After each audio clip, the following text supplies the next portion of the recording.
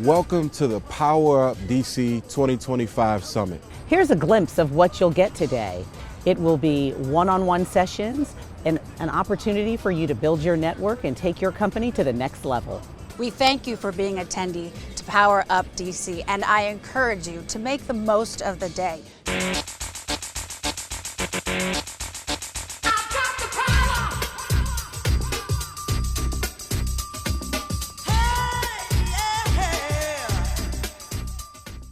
We are DC HealthLink. Our focus with POWERUP DC has always been to provide expertise and resources to help you thrive and help you prosper and grow.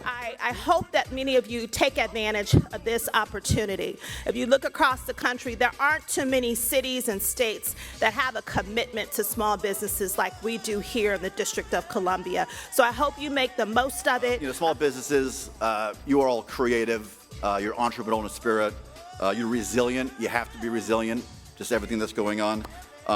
You help support our economy, you support our communities. So thank you again, and events like POWERUP DC are just really critical in supporting your efforts and the challenges that you face. I want to thank DC HealthLink for putting together this phenomenal event and showcasing the power of small businesses here in the district.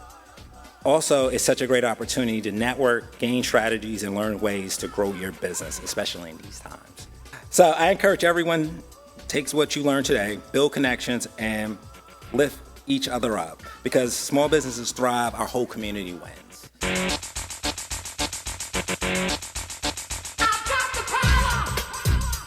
Support small businesses. Yes. The theme for this year's summit is empowering small business success in the changing landscape, and so we believe that if there's anybody who can tell us a little bit more about this changing landscape, please help me in welcoming him. Thank you, John, for being here. I am sorry to have to report that today's small business landscape can really be summed up in one word, and that is challenging. In short, today's small business environment is the polar opposite of what small businesses need to survive. They need certainty, consistency, and clear guidance from the government, not chaos and confusion. We're going to now transition into our opening plenary panel conversation, which focuses on a topic that is on the minds of all entrepreneurs and business owners who might be thinking about launching, growing, and scaling, or even just looking to sustain business as usual. You are in for a treat with some phenomenal leaders who have great information to share with you, because this is indeed time for you to take back your power. All small businesses have a banking relationship somewhere. Most small business lenders, they align the capital they give you with the need that you have. So it's imperative to understand what your need is and what that is going to do for your company. Definitely attend events like POWERUP DC. There is a lot of different lenders out there for small businesses, but not every lender is going to be the right fit for you. There are lenders that work with startups. There are lenders that work with more established businesses, right? So really understanding where your business is currently at. DC has programs to support small business owners to better understand their own personal finances, your own business finances, as well as how to begin to have that conversation with lenders. So you don't have to learn that on your own, but that's part of the mission. If your central functions of your company are located in the district, you're going to want to connect with the Department of Small and Local Business Development, because they can provide resources to you. And we also have programs where certain of our procurements are set aside. Just learn as much as you can about our agency, the Department of Small and Local Business Development, and also the agencies that you think you might provide something that they need. So we are transitioning into the workshop tracks. As women entrepreneurs, sometimes we're put in these positions where we are not, we're walking into the space, we're not necessarily what people expect. And there are ways to create a space for yourself. It's not that the opportunities are not out there or they're not available, or, because I get a lot of people like, well, it's no grants out here anymore, or it's no funding opportunities. And I'm like, no, there are plenty. There's a plethora, right? But where I find most of the barriers come is that you aren't ready for funding. You do not want to go to a CPA or an attorney in January. It's over. The year is over. You go in and say, what can I do? You can't do nothing but translate what happened. It's over. AI is kind of like the new internet. It's the new electricity. But you know, using the AI in the best way it's available to you, it's not taking anyone's job. It is redirecting your energy, and less of constant,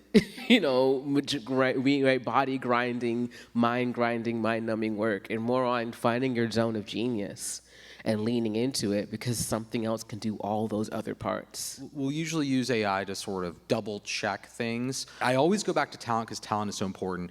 AI can do so much now, but it cannot replace curiosity, and it cannot replace focus, and it cannot replace interest, and it cannot replace soft skills. So there are some pitfalls, but as it's learning, there's always going to be a societal lag.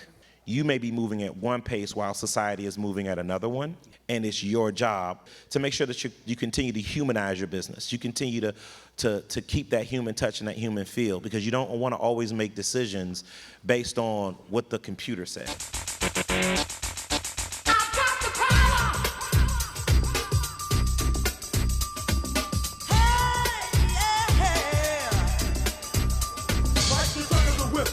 Attack, front to back, in this thing called rap. Figure like a double rhyme double on a heavenly level. Bang the bass, turn up the treble. Radical mind day and night all the time. 714, wise, divine. Maniac, radiac, winning the game. I'm the lyrical Jesse James. The fact that people can come together amidst a changing landscape to make an impact, to connect with one another, to support and uplift one another is really important in this time especially. And it's really empowering and exciting to see everyone cheering each other on as they start or continue to thrive in their small businesses.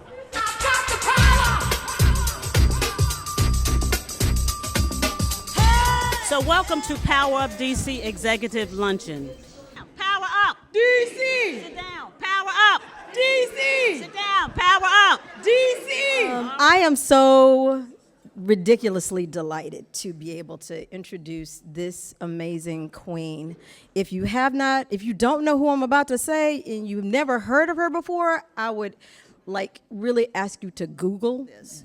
After the unfortunate murder of George Floyd, the doors of opportunity opened for a lot of us, particularly those who were Black-owned, Hispanic-owned businesses. People realized that this equity and diversity and all that we were not getting, it was time for them to step up. And they stepped up whole scale. And all of a sudden, the brakes are on. And it's impacting a lot of us. Before you leave, the chairman of the DC Health Benefit Exchange Authority, Ms. Diane Lewis, has something very special for you. So it is so very important to have the work that you do continue. And we want to celebrate and we want to speak to it. And we offer to you the Certificate of Appreciation to Denise Rolock Barnes. Congratulations on the 60th anniversary of The Informer. Thank you for providing outstanding news coverage of politics, community, lifestyle, sports, and opinions for the African American community in the DMV region. And thank you so much for continuing that legacy. Every business is different owner, different industry, different focus, different expertise, but all businesses have one thing in common, and that's their story. And so we want to take a moment out of today's program to really highlight some of the stories of folks who have powered up. If you have a story, you have a business. Whether you are an aspiring entrepreneur, an established entrepreneur, storytelling and story itself is a tangible asset in our business. And even businesses would come to me periodically and ask me to help them analyze their finances, understand what's going on with their money and whatnot. And of course, the little entrepreneur bug got in me, and I said, you know what? Instead of doing this for an organization, I'm just going to start a business. I'm just going to do this. I'm going to go out there and do this and get clients and do this for myself. Flowers by Alexis is thriving today, not because we avoided adversity, but because we embraced it with heart, with hustle, and with hope. We kept showing up, even when it was hard, even when no one was watching, even when there were more questions than answers. After the tragic loss of my fiancé in 2013, I was faced with the unexpected betrayal. His family attempted to take over my POWERUP DC. The thriving business I have built with passion, love, hard work, sweat, and tears. But I refused to give up. I stood my ground and defend my dreams. They all talked about their community, the people they're working for, their responsibility, and their passion about what they do. Those things are really important. So we thank you for sharing your stories. We appreciate that. This is my first time, and I mean, it was incredible. I had an incredible time. There is no monetary value that can be placed on this kind of event. What I can say is, this is an investment. To DC HealthLink, thank you for caring about the community, providing resources, for giving us access and equity in a time where we need it. So thank you for thinking of us. Again, this is 11 years in running. We need this event every year and more events just like it. So congratulations to DC HealthLink on another successful summit.